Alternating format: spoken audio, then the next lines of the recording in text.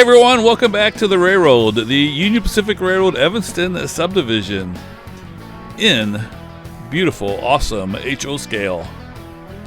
My name is Daryl Cruz, owner and builder of the layout, and your host for a special Eastward cab ride video, a much requested video.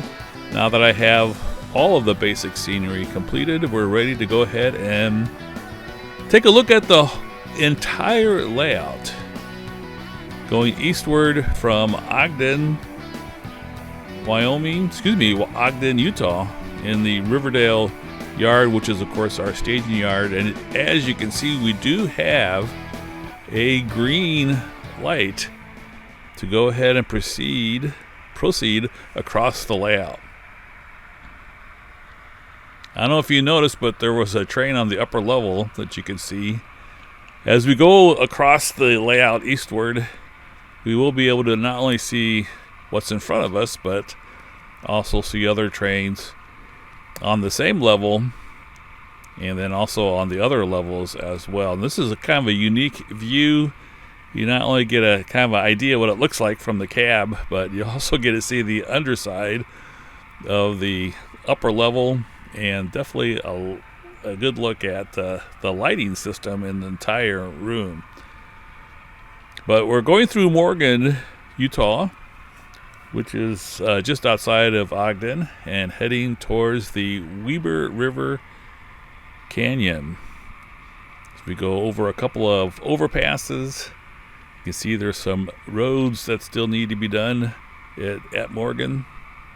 I do have the basic scenery done, but lots of details and additional things to do. This kind of gives you a good idea of the room also, and how long it is from Morgan all the way down to the Weber River Canyon. That's the Tagert tunnels we're coming up on. But you do get a good look at the entire room and how it looks. Also get a good look at my track work. Any imperfections and irregularities definitely stick out. This is the first crossing of the Weber River. Just some through girder bridges. And this is a model of the Tagert tunnels. I don't have sleeves in here, but as you can see, I do have blocks. These little cardboard painted black there at the inside of the tunnels. That does block the view as you're standing at the layout. This is the second crossing through some through truss bridges. We're blowing the horn because there's some train spectators there watching the scene. So we're going under I-84 and coming into Devil's Slide. To the left is the Devil's Slide geological formation. You can see just a glimpse of it there. And we do have a green signal to continue through Devil's Slide. There is some switching here at Devil's Slide. You can see the siding there, and then the spur going down to Wholesome Cement.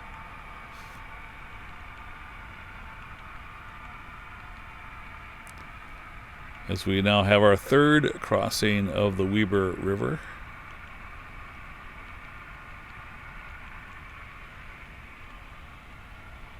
And we meet our first opposite traveling train. Looks like a manifest train. He forgot to turn his brights off and dim his headlight and turn off the ditch lights. That's all right. As we come out up on the road crossing here at Echo, there's going to be a restaurant there to the left at Echo. There's some old motel and restaurant there.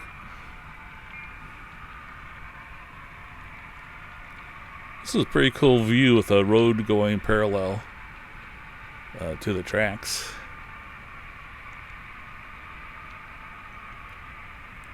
This is the Echo Canyon, by the way, that we're going through.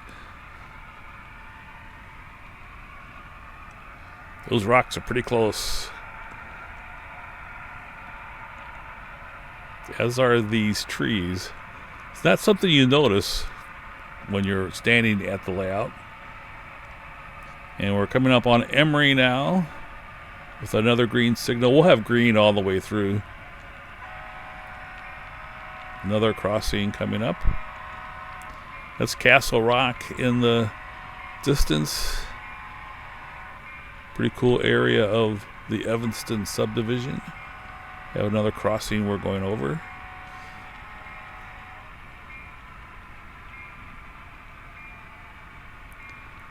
Get a good idea of how the rocks on the layout match up to the rocks on the backdrop.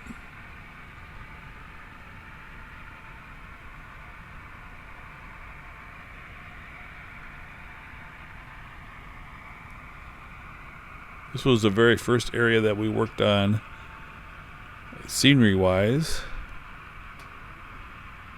Come up to another tunnel.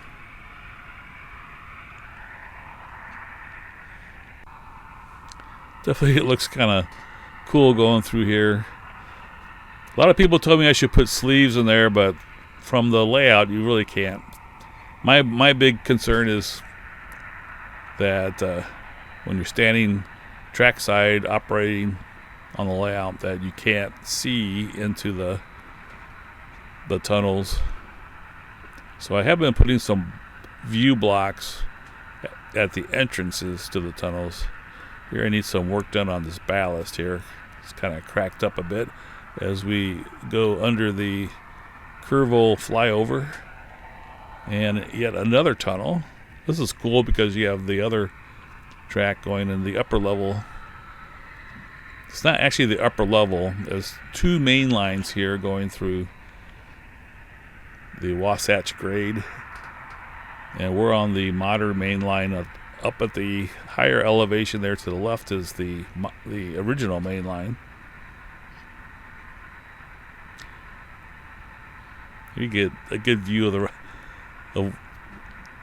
the rest of the layout and the layout room as we go through a cut.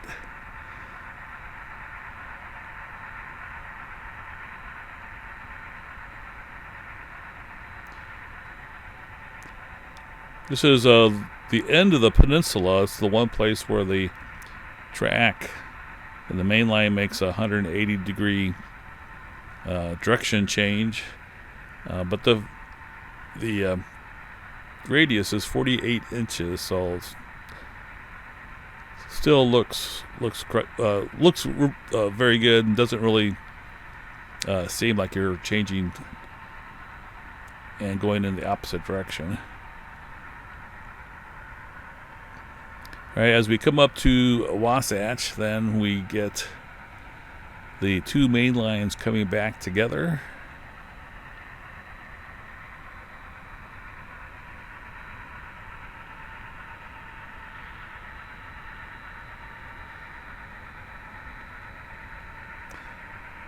On the peninsula, there is not a second level above it, as we see another train coming in the other direction. I have 4 trains running right now, 2 going eastward and 2 going westward. So this is the second westward train. Notice it did turn its lights down. Thank you. This is a double stack train.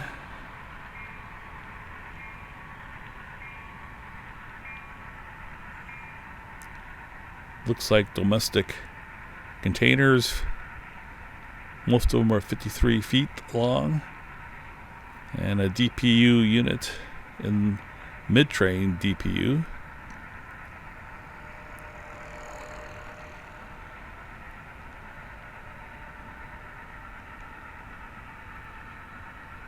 And that's the UTLX repair facility to the right. There's a small three-track yard there.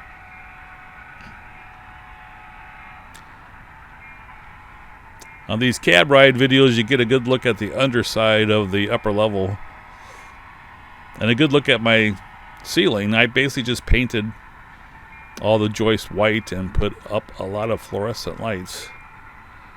They haven't opted for the shadow box effect that many layouts do.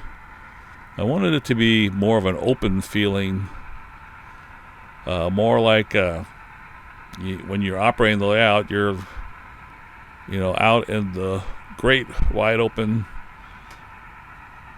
and more like a drone flying over as you operate your trains. Here's the engine facilities at the Evanston yard. That's the lead going into the yard. As you can tell, the yard is at a lower elevation. The roadbed profile on the main line is higher than that at the yard.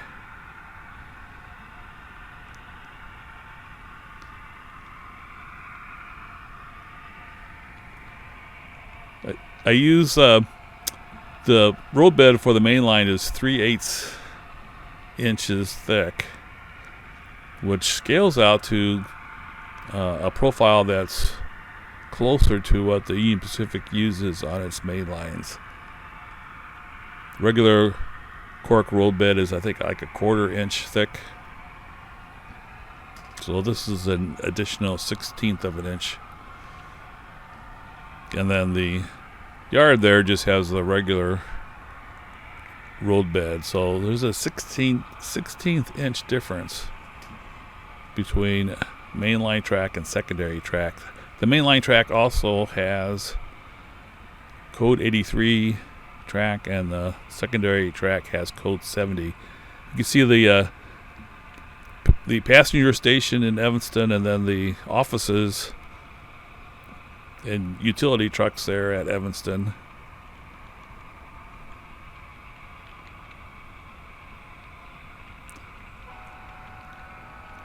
Here's the yard switchers.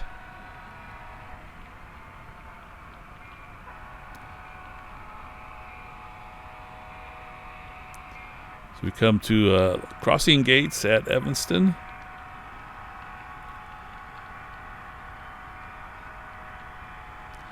Here you can see my command stations, voltage meters, stereo for the sound system in the room. And then we go under the overpass and into the furnace room.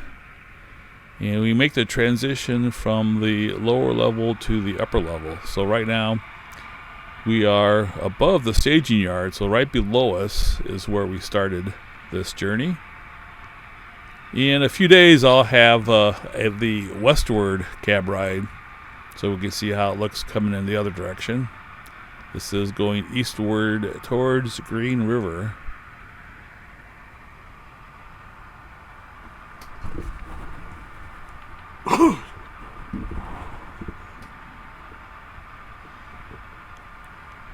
Alright, now we're back to scenic territory.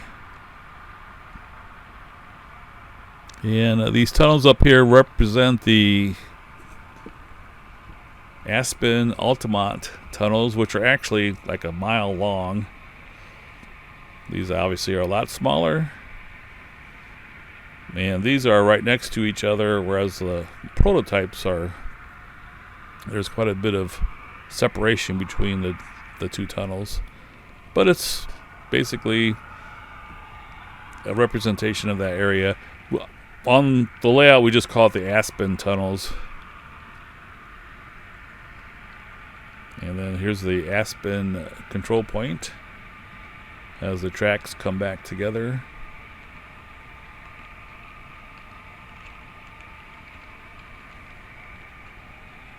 So now you can see the lower level that we went through already at the beginning of this video. And we're on the upper level. For speeds, I've been following the speed limits that we use during operating sessions. The lower level from Morgan to Emory is 25 miles per hour. And then from Emory up the Wasatch grade and through Evanston, the speed limit is 20 miles per hour. And then up here on the upper level, when you get east of Evanston and going through Wyoming, the speed limit is 30 miles per hour.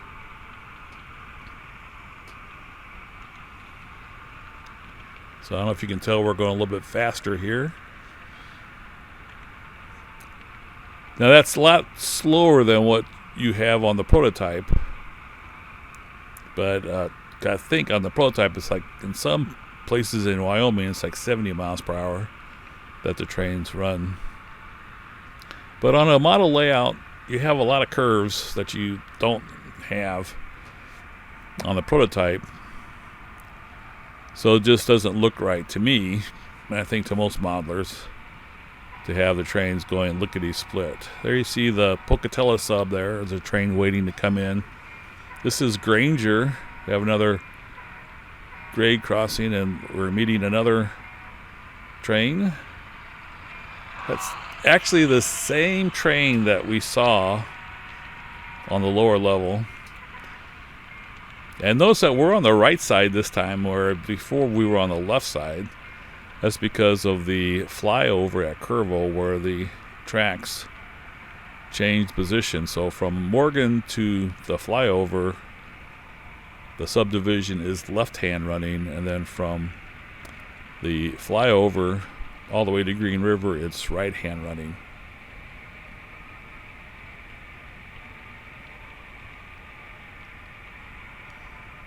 And now we're coming up on West Vaco, where we have another little operating yard. There's a small yard at the UTLX repair facility back in Evanston that has a lot of cool operations, and then there's a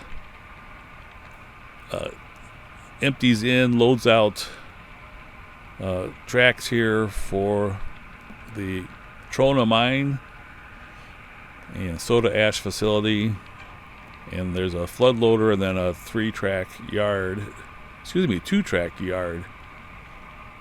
that also has some tank car loading and unloading facilities. And now to our right there is the peninsula, and we're just going along the base of the peninsula, so the upper level does not go along the peninsula. Instead we go straight, continue eastward towards Green River. This is just Wyoming countryside, pretty desolate areas, a lot of straight track.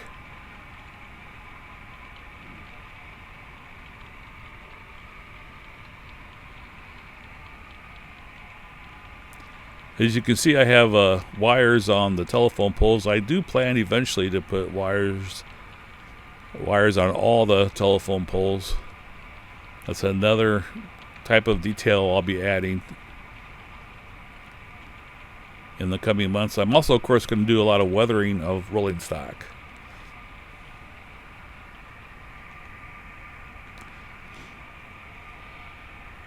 All the backdrops, by the way, were made using actual photos, either from Google Maps or photos I took myself. These right here are photos that I took while I was out there, and then I used a software editing program called GIMP to put all the photos together on a 2-foot by 8-foot banner that I print out at Walgreens.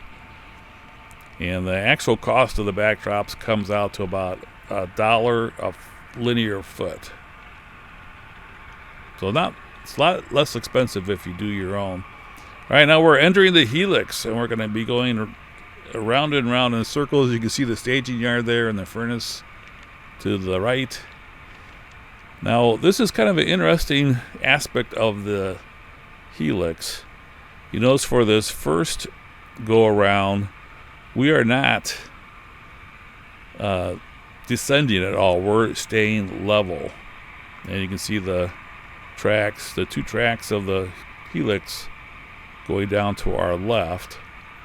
For the first go around, the track stays level, and this is just for eastward trains. So you have an additional loop if you're going eastward as opposed to westward. And as you notice, now we are going from being on the right side to being on the left side. So that basically was a crossover, a flyover, you might say. That's our train, by the way, to the right. But that extra loop around was to match the flyover at Curvo. If you have two parallel tracks making a complete loop around your basement, and you have one spot where they cross over each other, you basically have one line. As you can see, now we're on the left side. So to counteract that, so that we instead have two parallel lines that stay separate from each other, you have to have two flyovers. So this flyover at the Helix is to counteract the flyover at Curvo, so that the two main lines are two completely separate tracks, and you can run trains in two different directions. If we just had the one crossover, you would only be able to run trains in one direction without them running into each other. That was the stack train that we met. All right, now it takes a while to get through all this. So I'm running this now at 400 speed, or 4x speed. If you want to see it at the actual speed, use the settings on your YouTube viewer and play it at 1/4 speed. But I sped it up because it's just the same thing over and over. All right, now we're at the bottom, miraculously. We were going about 100 miles per hour there because I have it set at 25 miles per hour. Now we're back to actual 25 miles per hour. We are at the bottom of the Helix, and we're now exiting the Helix and entering the staging yard. We're going to go back into the same track that we came out of.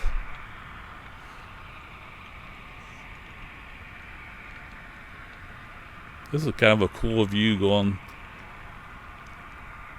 down the line with the trains on both sides. You know, it's interesting. I have never cleaned the track in the staging yards. They're always covered for the most part, and you never do any switching, just kind of run through. But there's the very serious control master there. All right, so this is a 12-track staging yard. Goes under the stairs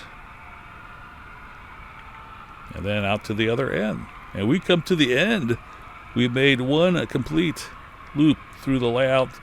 Takes about 25 minutes at the speeds that we used.